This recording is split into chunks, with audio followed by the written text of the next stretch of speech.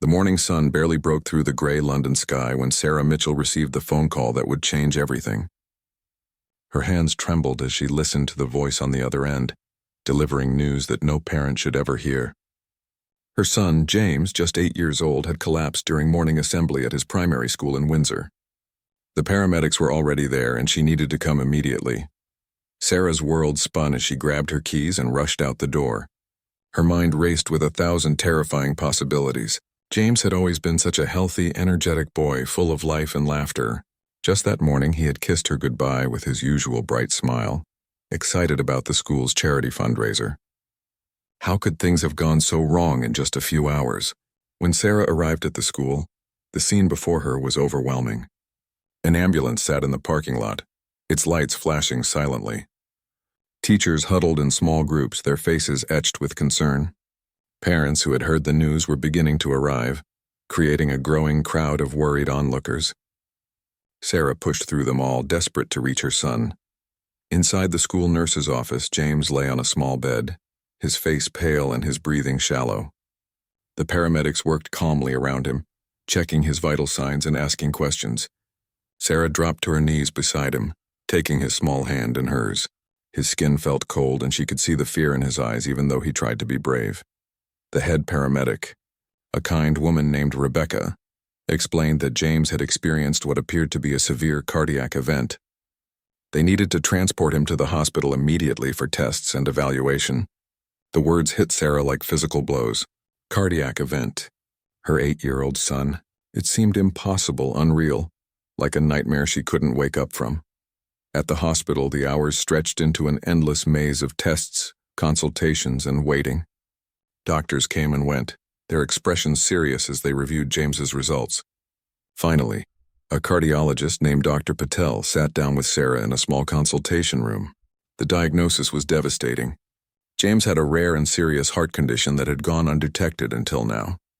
He would need immediate surgery, followed by specialized treatment that would cost hundreds of thousands of pounds. Sarah felt the ground disappear beneath her feet. She was a single mother, working 2 jobs just to make ends meet. She had basic health coverage, but it wouldn't begin to cover the extensive treatment James needed. The surgery alone would require specialists and equipment that were only available at a private cardiac center in London. Without it, Dr. Patel explained gently, James's chances of survival were limited. That night, Sarah sat beside James's hospital bed watching him sleep. Tubes and wires connected him to various machines that beeped and hummed in the quiet room. She held his hand and tried not to let him see her cry. How could she tell her son that she couldn't afford to save his life? How could she explain that the surgery he desperately needed was beyond her reach? The news of James's condition spread quickly through their small community in Windsor. Neighbors, friends, and even strangers began organizing fundraisers. They held bake sales, car washes, and collection drives. The local newspaper ran a story about James's plight, and donations started trickling in. But despite everyone's generous efforts, the amount needed was still far beyond what they could raise in time. James needed the surgery within weeks, not months. Sarah's sister, Emma, spent every spare moment researching options, contacting charities, and reaching out to medical foundations. She created a crowdfunding page online that gained some attention, but the harsh reality was that they were still hundreds of thousands of pounds short.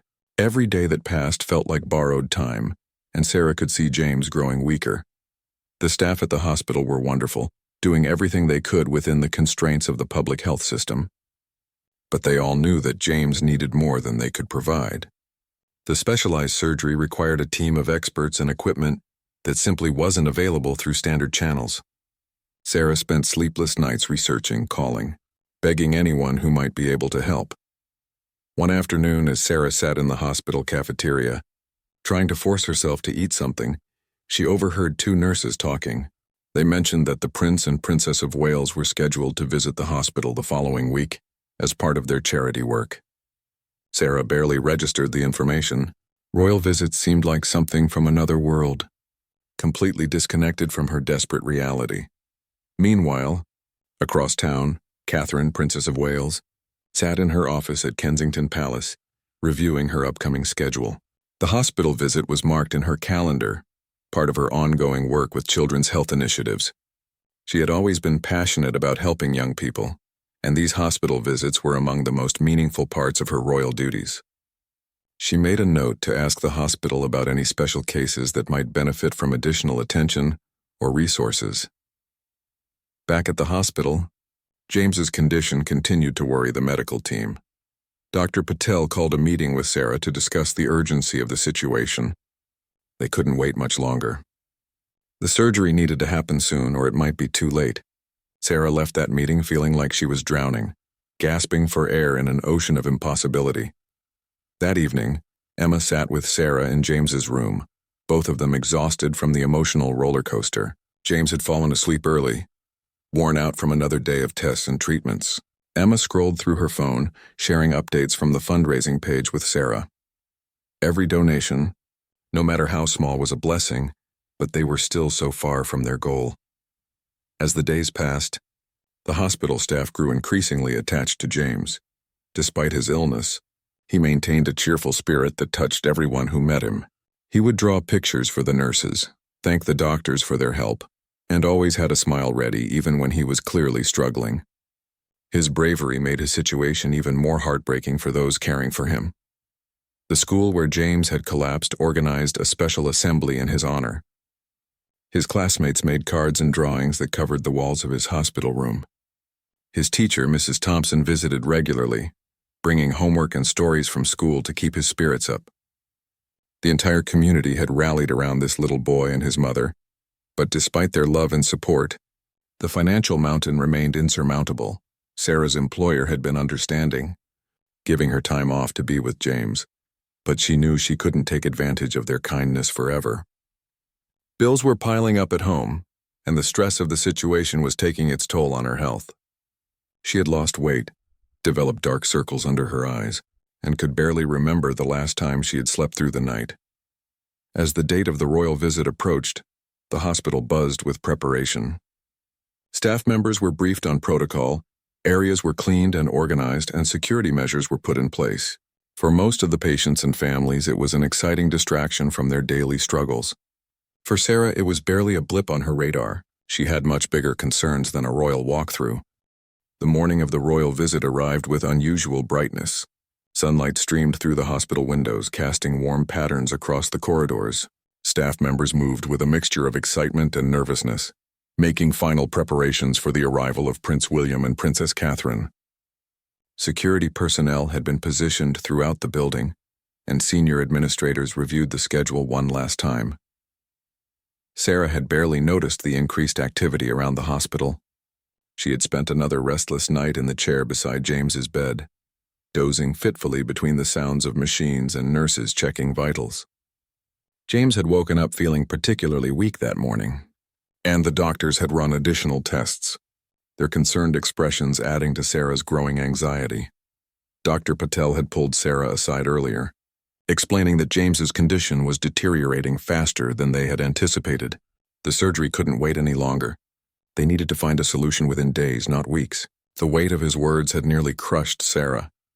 She had made dozens of calls to charities, foundations, and aid organizations, but every door seemed to lead to another rejection or a waiting list that stretched far beyond the time James had left. Emma had arrived early that morning, determined to help in any way she could. She brought fresh clothes for Sarah and a new toy for James, a small stuffed lion that made him smile despite his exhaustion. The sisters sat together in the quiet room, neither knowing what to say anymore. They had explored every option, followed every lead, and still found themselves facing an impossible situation. Around mid-morning, the atmosphere in the hospital shifted noticeably. Word spread quickly through the wards that the royal couple had arrived. Their visit had been carefully planned to include several departments, with particular focus on the children's wing. Catherine had specifically requested time to meet young patients and hear their stories directly from them and their families. In the main lobby, hospital administrators greeted Prince William and Princess Catherine with formal courtesies. The royal couple appeared relaxed and genuinely interested in the hospital's work. Catherine wore a simple blue dress that reflected her down-to-earth approach to official engagements, while William maintained his characteristic warmth and approachability. They had done many such visits, but each one was approached with sincere care and attention. As they made their way through the cardiac unit, Catherine stopped frequently to speak with patients and staff. She had a natural ability to make people feel comfortable, asking thoughtful questions and listening intently to their responses. William engaged equally, his genuine concern evident in every interaction. The couple had learned through years of public service that these moments, though brief, could have profound impacts on the people they met. The hospital director, accompanied by Dr. Patel and several senior staff members, guided the royal couple through the ward. They discussed recent advances in pediatric cardiac care, funding challenges, and success stories that demonstrated the excellent work being done. Catherine asked detailed questions about treatment protocols and patient outcomes, her interest clearly extending beyond polite royal duty. In James's room, Sarah sat with her son, trying to distract him with a story. James listened half-heartedly, his energy depleted by the morning's tests. Emma had stepped out to get coffee, and the room felt especially quiet. Sarah heard increased activity in the hallway but paid little attention. Her focus remained entirely on her son, on cherishing every moment they had together while silently praying for a miracle she no longer believed would come. Down the corridor, Catherine had stopped to speak with a young girl recovering from heart surgery. The girl's parents described their journey, the fear and uncertainty they had faced, and their gratitude for the successful treatment. Catherine listened with visible emotion, understanding that behind every medical case was a family experiencing their own private crisis. She had made it her mission through her charity work to advocate for children's health. Knowing that every child deserved access to the care they needed, Dr. Patel, walking alongside the royal couple, found himself impressed by their depth of knowledge and genuine engagement. This wasn't a superficial photo opportunity. William and Catherine asked probing questions about resource allocation, treatment accessibility, and the challenges facing families who couldn't afford specialized care. The conversation naturally turned to the difficult cases, the children who fell through the cracks of the system. It was then that Dr. Patel mentioned James. He described the case carefully, maintaining patient confidentiality while painting a picture of a young boy facing a life-threatening condition that could be treated if only the resources were available. He spoke of Sarah's desperate attempts to raise funds, of the community's generous but insufficient efforts, and of the ticking clock that governed James's chances of survival. Catherine's expression shifted as she listened. She glanced at William, and something unspoken passed between them. Years of partnership had given them the ability to communicate without words, and in that moment, they both recognized something that required their immediate attention. Catherine asked quietly if they might meet James and his mother, understanding that such a request would need to be handled delicately to avoid creating a spectacle. The hospital director hesitated, concerned about protocol and the family's privacy, but Catherine's gentle insistence made it clear this wasn't a casual request. Arrangements were quickly made, and a staff member was sent ahead to James's room to explain the situation to Sarah and ask if she would be comfortable with the visit. The emphasis was placed on ensuring Sarah didn't feel pressured or overwhelmed by the unexpected attention. Sarah's initial reaction when the nurse explained the situation was one of confusion. Why would the Prince and Princess of Wales want to visit James specifically? The nurse gently explained that they had heard about his case and wanted to offer their support personally. Sarah looked at James, who had perked up slightly at the mention of real royalty visiting him. Despite everything, he was still an 8-year-old boy who found the idea exciting.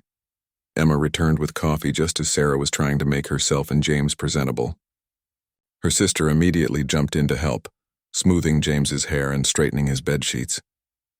Sarah felt a strange mixture of emotions, embarrassment about their situation, hope that perhaps this attention might somehow help, and overwhelming exhaustion that made it hard to process what was happening. Within minutes, there was a gentle knock at the door. Sarah called them in, and suddenly the small hospital room felt filled with an unexpected presence.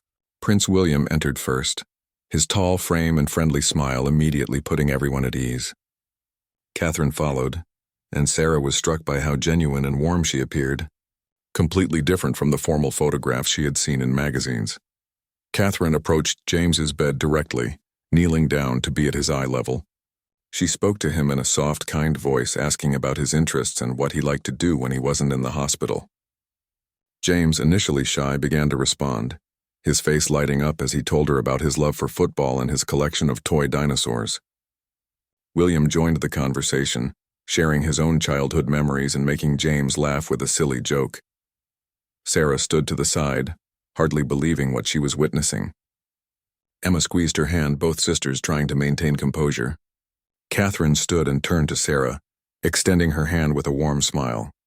She introduced herself simply, as if they were just two mothers meeting under normal circumstances, and asked Sarah about James's condition and their journey so far.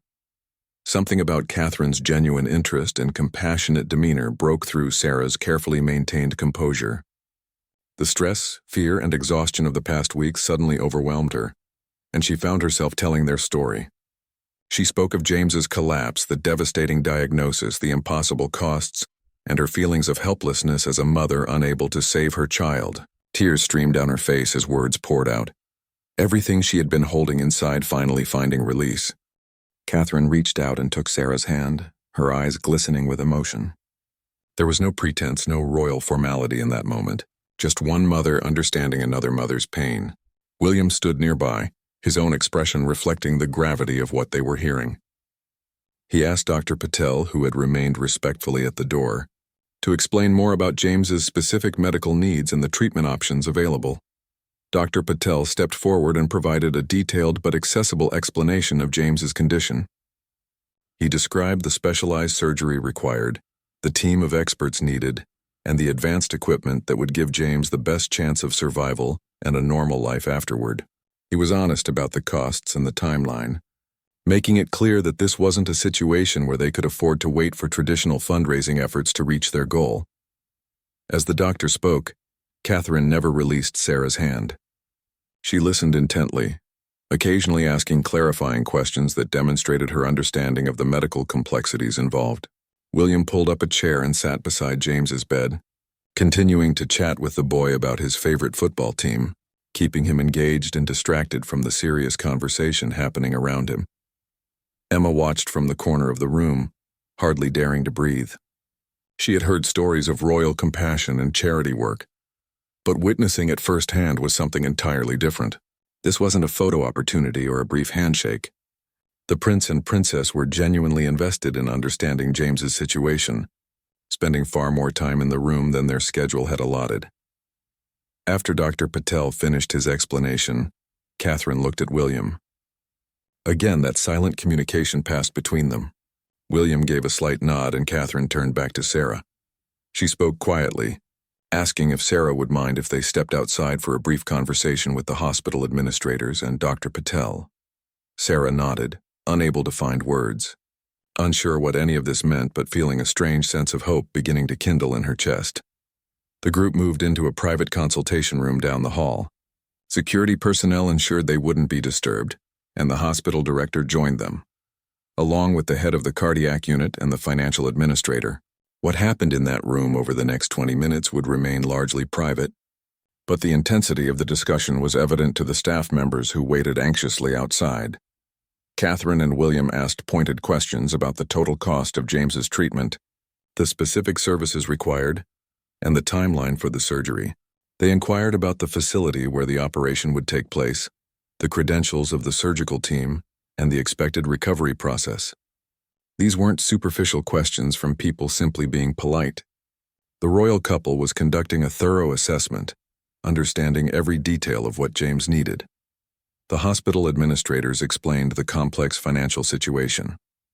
They described how the public health system could provide basic care, but lacked the resources for the specialized treatment James required.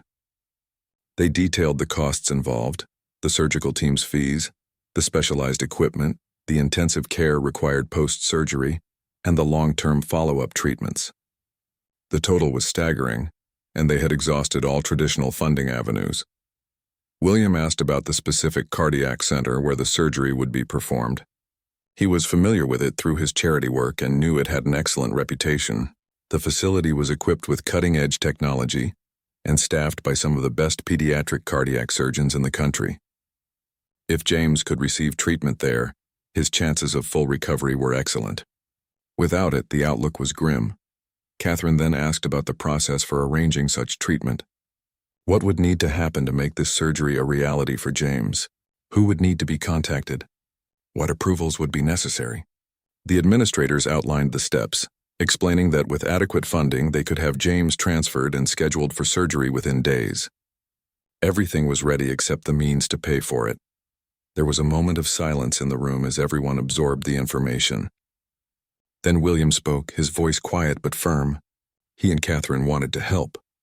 They would personally ensure that James received the treatment he needed. The details could be worked out, but the commitment was being made right then, in that moment. James would have his surgery. The hospital director's eyes widened. The financial administrator looked stunned. Dr. Patel felt a wave of relief wash over him. He had treated many children over his career, but James's case had particularly affected him. The thought of losing this brave, cheerful boy to a condition that was treatable had been weighing heavily on his conscience. Now suddenly there was a solution. Catherine asked that the arrangements be made discreetly. She didn't want this to become a media spectacle, or to make Sarah and James feel like charity cases. This was simply about ensuring a child received the medical care he needed, something she believed should be available to every child regardless of their family's financial situation. The help would be positioned as coming through one of their charitable foundations, maintaining some privacy and dignity for the family. William added that they wanted to be kept informed of James's progress. This wasn't just a one-time intervention. They genuinely cared about the outcome and wanted to know that James recovered successfully. They asked Dr. Patel if he would be willing to provide updates, and he agreed immediately. Moved by their authentic concern, the group discussed logistics for several more minutes, ensuring everyone understood their roles in making this happen quickly. The hospital would begin the transfer process immediately. The cardiac center would be contacted to schedule the surgery as soon as possible. The charitable foundation would handle the financial arrangements. Everything was falling into place with remarkable speed. When Catherine and William returned to James's room, Sarah looked up with anxious eyes, searching their faces for any indication of what had been discussed. Catherine sat down beside her and took both of Sarah's hands in hers. Then she delivered news that seemed impossible, words that Sarah had stopped believing she would ever hear. James was going to have his surgery. Everything would be taken care of. Her son was going to be all right. Sarah stared at Catherine, unable to process what she was hearing. Emma gasped from across the room, her hand flying to her mouth. James, sensing something important was happening, stopped playing with the toy William had been showing him and looked at his mother. Sarah burst into tears, but this time they were tears of overwhelming relief and gratitude rather than despair. Catherine embraced Sarah as she sobbed, letting her release all the emotion she had been holding back. William spoke gently to James, explaining that he would be going to a special hospital where doctors would fix his heart and make him feel much better. James seemed to understand, his own eyes filling with tears as he reached for his mother. The scene in that small hospital room was profoundly emotional. Security staff outside the door found themselves moved by what they were witnessing. Nurses who had been caring for James heard the news and celebrated quietly in the hallway. Dr. Patel stepped away to compose himself, overwhelmed by the sudden turn of events and the compassion he had just witnessed.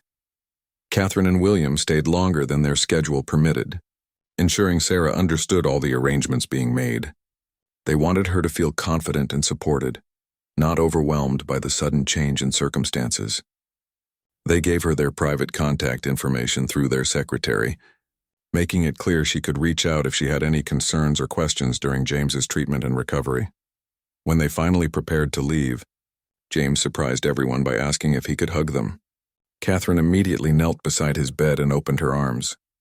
James hugged her tightly, whispering a thank you that made Catherine's eyes fill with tears. William received a similar hug, and the gentle giant of a prince looked visibly moved by the small boy's gratitude. As the royal couple left the room, Sarah felt like she was in a dream. Emma rushed to her side and the sisters held each other, both crying and laughing at the same time. The weight that had been crushing Sarah for weeks had suddenly lifted. Her son was going to live. The surgery that had seemed impossible was now going to happen. A miracle had walked into their hospital room in the most unexpected form. The news of what had happened spread through the hospital like wildfire, though the staff maintained professional discretion about the specific details. Nurses who had cared for James stopped by his room throughout the day, their faces beaming with joy. Other families on the ward, hearing that something wonderful had happened, shared in the celebration even without knowing all the particulars. The atmosphere in the children's cardiac unit had transformed from one of quiet worry to hopeful excitement. Sarah spent the rest of that day in a daze, still struggling to believe the morning's events had actually happened. She kept expecting someone to tell her there had been a mistake, that she had misunderstood, that the promise couldn't be kept. But instead, things began moving forward with impressive speed. By late afternoon, representatives from the Royal Charitable Foundation had contacted the hospital to begin processing the financial arrangements. Dr. Patel returned to James's room that evening with updates. He explained that the cardiac center had been contacted and had immediately cleared their schedule to accommodate James's surgery. The lead surgeon, Dr. Michaels, was one of the best pediatric cardiac specialists in Europe, and he had personally reviewed James's case files. He was confident about the surgery's success and was eager to help this brave young patient. The transfer would happen in 2 days, giving the medical team time to complete final preparations and ensure James was stable for the move. Sarah would be able to stay with him throughout everything, accommodated in special family quarters at the cardiac center. Emma would be allowed to visit freely, and the entire process had been designed to minimize stress on the family while maximizing James's chances of a successful outcome. That night, after James had fallen asleep, Sarah sat by his bedside and finally allowed herself to cry tears of relief.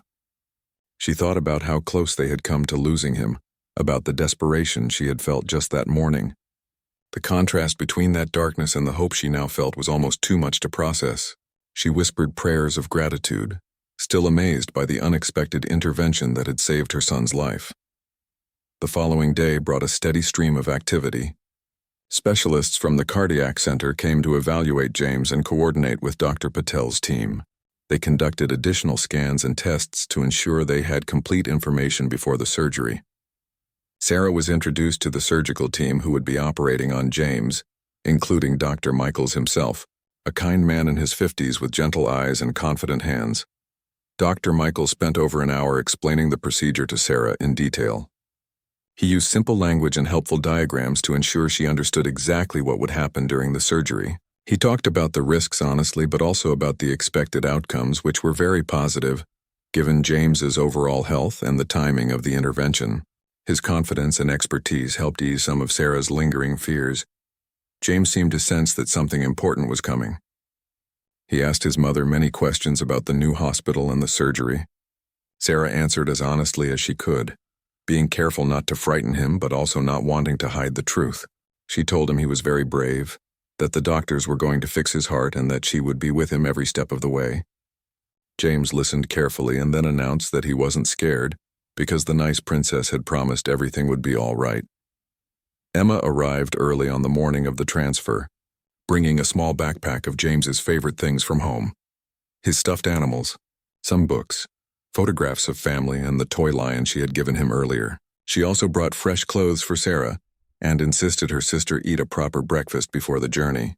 The sisters worked together to pack up James's hospital room, which had accumulated cards, drawings, and small gifts from well-wishers over the past weeks. The ambulance that arrived to transport James to the cardiac center was specially equipped for pediatric patients. The paramedics were experienced and friendly, immediately putting James at ease with their cheerful banter. Sarah rode in the ambulance with James, holding his hand as they made the journey through London. Emma followed in her car, determined to be there for her sister and nephew throughout this ordeal. The cardiac center was an impressive facility, modern and welcoming despite its serious purpose. The staff were expecting James and had prepared everything for his arrival. He was taken to a private room that looked more like a comfortable hotel suite than a hospital room.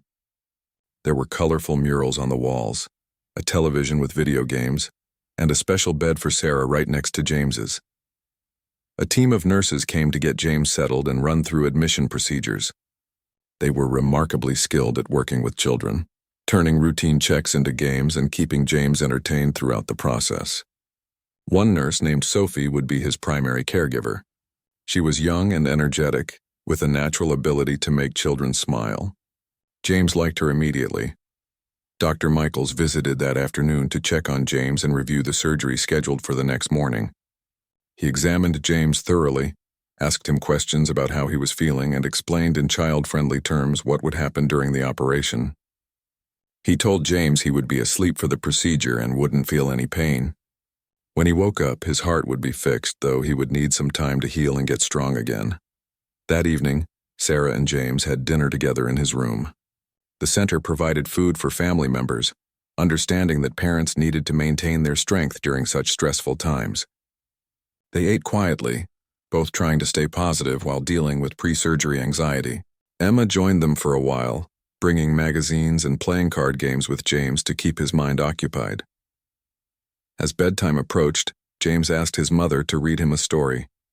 Sarah chose one of his favorites, about a brave knight who went on adventures. Her voice occasionally cracked with emotion, but she made it through the entire book. James fell asleep holding his stuffed lion, looking peaceful and small in the hospital bed. Sarah sat watching him for a long time, memorizing every detail of his face, praying that the surgery would go well. Sleep came fitfully for Sarah that night. She dozed in the bed beside James's, waking frequently to check on him. Nurses came in periodically to monitor his vitals, moving quietly so as not to disturb them more than necessary. Each time Sarah woke, she was struck by the surreal nature of their situation. Just days ago, she had been drowning in hopelessness. Now her son was receiving the best possible care in one of the world's finest facilities. Morning arrived too quickly.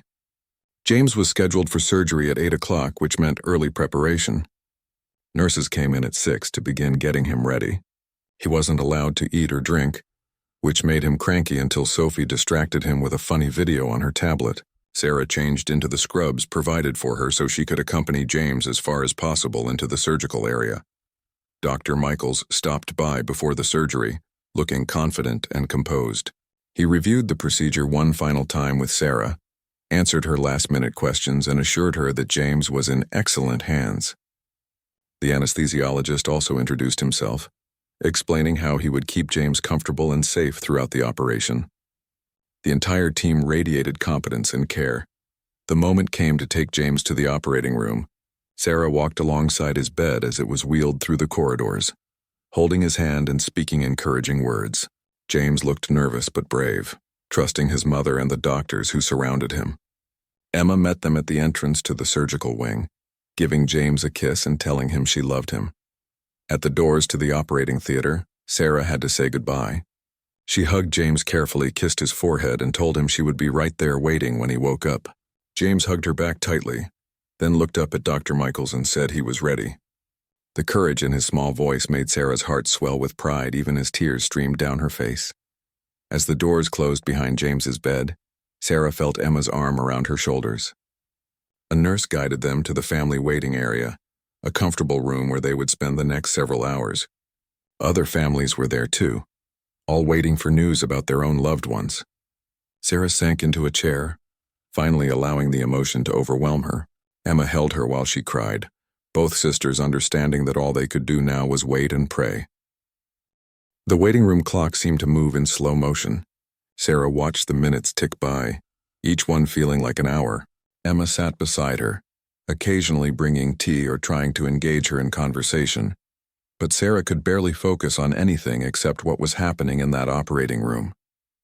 She imagined the surgical team working on her son, Dr. Michaels' skilled hands repairing James's damaged heart.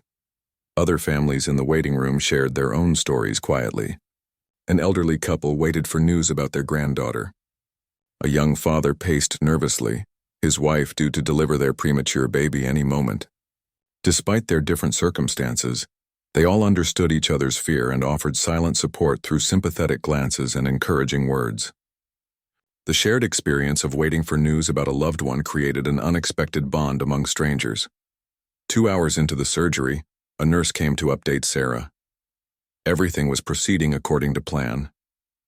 James was doing well under anesthesia, and Dr. Michaels was pleased with how the surgery was progressing. The update helped ease some of Sarah's anxiety, though she wouldn't truly relax until she saw James with her own eyes and knew he was safe. Emma used the time to make phone calls, updating friends and family on James's status.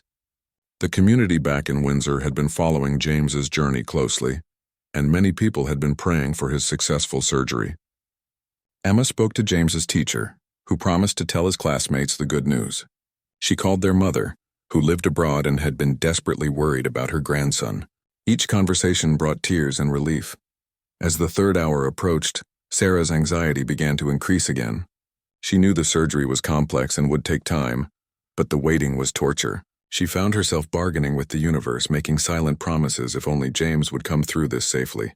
Emma recognized the signs of her sister's spiraling thoughts and gently redirected her, reminding her to have faith in the medical team and the miracle that had already occurred. Finally, after 4.5 hours, the waiting room door opened and Dr. Michaels walked in, still wearing his surgical scrubs. Sarah jumped to her feet, her heart pounding as she searched his face for any indication of the outcome. Dr. Michaels smiled broadly and crossed the room to her. The surgery had been a complete success. James's heart was repaired and he had handled the procedure beautifully. He was being moved to the intensive care unit for initial recovery, and Sarah could see him within the hour. Sarah's legs gave out, and she sank back into her chair, sobbing with relief. Emma knelt beside her, crying as well as Dr. Michaels patted Sarah's shoulder gently. He explained that James would be sedated for several more hours to allow his body to begin healing without stress. When he woke up, he would be groggy and uncomfortable, but that was normal. The prognosis was excellent, and Dr. Michaels expected a full recovery. The hour until Sarah could see James felt almost as long as the surgery itself. She tried to compose herself, washing her face and taking deep breaths. Emma bought sandwiches from the cafeteria, insisting Sarah eat something to keep up her strength. Sarah managed a few bites, though her stomach was still in knots despite the good news. When the nurse finally came to take Sarah to the intensive care unit, Emma decided to wait, giving Sarah time alone with James. Sarah followed the nurse through secure doors and down quiet corridors to a room filled with sophisticated medical equipment. There in the center of it all lay James. He looked so small and fragile, surrounded by machines and monitors, with tubes and wires connecting him to various devices. Sarah approached his bedside carefully, afraid to disturb anything. A nurse monitoring James's vitals smiled reassuringly and explained what each machine was doing. James's heart rate was strong and steady, his oxygen levels were good, and all indicators showed he was recovering well from the surgery. Sarah could stay as long as she wanted, and a chair had been placed beside the bed for her. She sat down and gently took James's hand, being careful not to disturb the IV line. His skin felt warm, a good sign after the cold sensation she had noticed when he was sick. She watched his chest rise and fall steadily, the rhythm regular and strong. Tears ran down her face, but these were tears of gratitude and hope rather than fear and despair. Over the next few hours, Sarah sat vigilantly beside James, watching for any sign of him waking up. Dr. Michaels stopped by twice to check on his patient, pleased with all the readings and measurements. He told Sarah that James's young age and overall good health before the cardiac event had worked in his favor. The heart was resilient, especially in children, and he expected James to make an excellent recovery. As evening approached, James began to stir. His eyelids fluttered and small sounds escaped his lips. Sarah leaned closer, speaking softly to let him know she was there. The nurse came over to monitor him as he emerged from the anesthesia. James's eyes opened slowly, confusion clouding his expression as he tried to understand where he was and what had happened. Sarah kept her voice calm and reassuring as she reminded James he had just had his surgery and was now safe in recovery. She told him the doctors had fixed his heart and he was going to be all right. James tried to speak but found it difficult with tubes still in place. The nurse explained gently that they would remove some of the equipment soon, once they were sure he was stable enough. James's hand gripped Sarah's tighter, and she saw fear in his eyes. The first night post-surgery was challenging. James experienced pain and discomfort despite medication. He didn't understand why he hurt if the doctors had fixed him, and Sarah struggled to explain that healing takes time. The nurses were wonderful, constantly checking on him, adjusting medications, and offering comfort. Sophie, his primary nurse, stayed late to help James through the worst of it, using distraction techniques and gentle encouragement. By morning, James was showing improvement. Some of the tubes had been removed, allowing him to speak more easily. He was able to take sips of water and even managed a weak smile when Sarah told him that his teacher and classmates had sent messages. Dr. Michaels's morning examination showed continued positive progress, and he felt confident that James would be moved to a regular room within a couple of days. Emma visited that afternoon, bringing fresh flowers and more cards from well-wishers.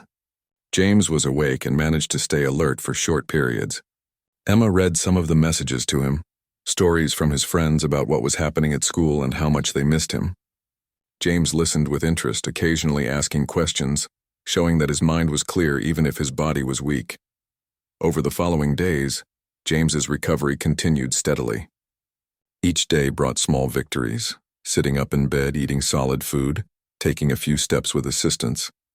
The surgical site was healing well, and the risk of complications decreased with each passing day. Sarah watched her son grow stronger, the color returning to his cheeks and the sparkle slowly returning to his eyes. On the 4th day after surgery, an unexpected visitor arrived. A secretary from Kensington Palace came to the cardiac center, bringing a large gift basket and a personal letter from Princess Catherine and Prince William. The letter expressed their joy at hearing about James's successful surgery and their continued best wishes for his recovery. They had included books, games, and treats for James, along with a special signed photograph of the three of them from their hospital visit. Sarah read the letter to James, her voice thick with emotion. James held the photograph carefully, studying the picture of himself with the prince and princess.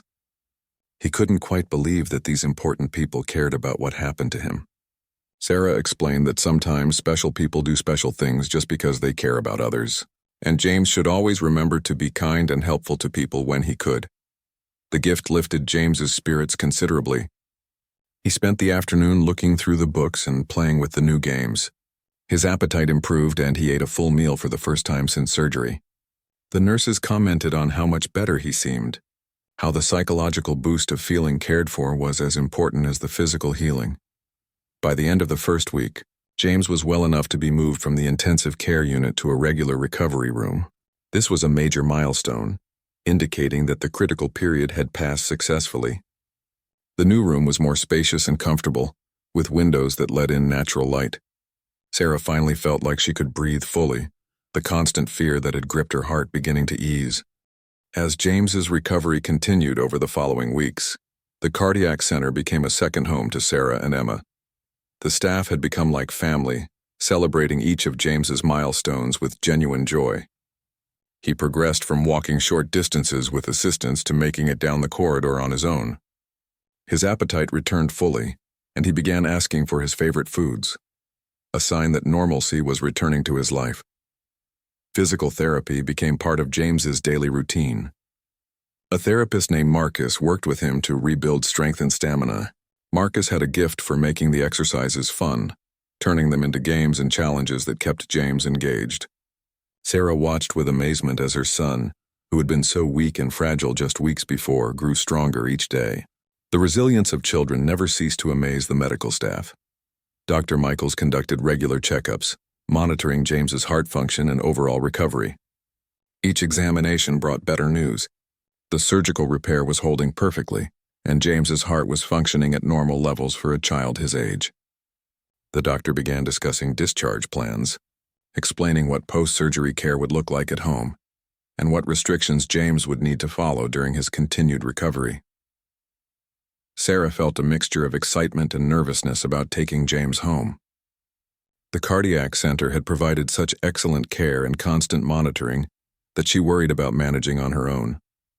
Dr. Michaels and the nursing staff reassured her extensively, explaining that they would provide detailed instructions and remain available for questions or concerns.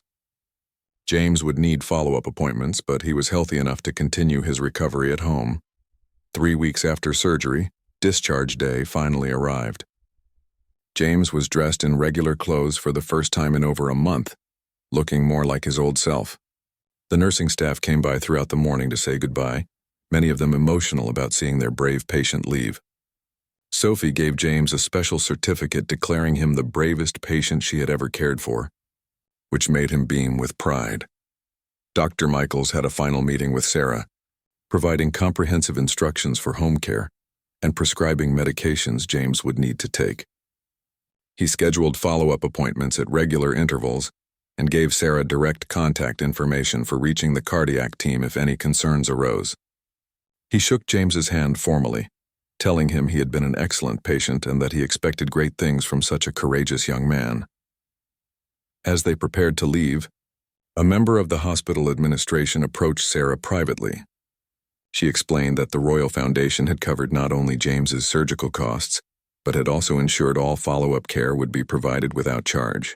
Additionally, they had set up a small fund to help with any financial difficulties Sarah might face, while taking time off work to care for James during his recovery. Sarah was overwhelmed by this generosity, hardly able to find words to express her gratitude. Emma drove them home to Windsor, the car filled with flowers, gifts, and cards that had accumulated during James's hospitalization. The journey felt surreal to Sarah. She kept glancing back at James in the rear seat, still not quite believing they had made it through this ordeal. James looked out the window with interest, commenting on things he recognized as they approached their neighborhood. When they pulled up to their small home, Sarah was shocked to see decorations covering the front yard. A large Welcome Home James banner hung across the porch, and balloons bobbed in the breeze. Neighbors had gathered to greet them, maintaining a respectful distance but wanting to show their support. James's classmates had made a chain of colorful paper hearts that stretched from the street to the front door. Mrs. Thompson, James's teacher, approached with tears in her eyes. She hugged Sarah and told James how much his class had missed him. The children had made cards and drawings that covered his bedroom walls, she explained. The community had also organized a meal train, ensuring Sarah wouldn't have to worry about cooking for the next several weeks. The outpouring of love and support was overwhelming. That first night at home, Sarah tucked James into his own bed for the first time in over a month. His room was exactly as he had left it, but it felt different somehow. Everything felt different now. She'd almost lost him, and the experience had changed her perspective on what truly mattered in life. As she kissed his forehead and turned out the light, she felt a peace she hadn't known in weeks.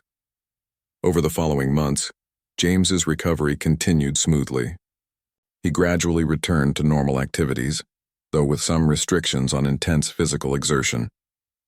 His classmates welcomed him back to school with a special assembly celebrating his courage. James had become something of a local hero, and his story had inspired the community to raise awareness about children's cardiac health. Sarah returned to work part-time, her employer understanding about her need for flexibility to attend James's medical appointments. The financial stress that had nearly destroyed her was gone, thanks to the intervention of the royal couple and the generosity of her community. She still struggled to comprehend how dramatically their circumstances had changed in such a short time. 6 months after the surgery, James had a follow-up appointment with Dr. Michaels. The examination showed remarkable results. James's heart was functioning perfectly, and the doctor declared him fully recovered. He could return to all normal activities, including sports, though they would continue monitoring him regularly as a precaution. Dr. Michaels told Sarah that James would be able to live a completely normal, healthy life. Sarah sat in the consultation room, listening to this wonderful news, and felt tears running down her face once again. These tears had become familiar over the past months, tears of relief, gratitude, and joy. She thought back to that desperate morning when she had received the call about James's collapse, when her world had shattered and she had seen no way forward. She thought about the royal couple who had walked into their hospital room and changed everything. A few weeks after that final excellent checkup, Sarah received an unexpected letter from Kensington Palace. Princess Catherine had written personally, expressing her joy at hearing about James's complete recovery. She shared that she and Prince William often thought about James and were thrilled to know he was doing so well.